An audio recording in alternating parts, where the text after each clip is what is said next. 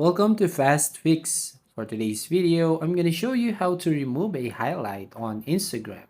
So first, open up your Instagram app and then tap on the profile icon at the bottom right corner of your screen. And then right here on this profile page, you will see the highlights right here. Well, Instagram highlights allow you to save and categorize your stories on your profile, so followers new and old can still view and interact with past stories well after that first 24 hours expire. Now to delete that highlight, tap and hold, and then you will find an option which is edit highlight, delete highlight, copy link, show QR code, and share to. So tap this delete highlight right here, which is the second option.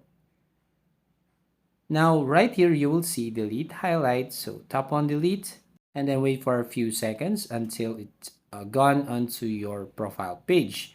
Now in the near future, if you want to add that stories, all you need to do is tap this plus icon which is new and add that new highlight right here and then tap on next, and we can edit that cover into hello, for example, and then wait for a few seconds, and finally you have now your highlight again into your profile page. So that's it. If you find this helpful, don't forget to like and subscribe to this channel and ring the bell icon to notify you on the next video.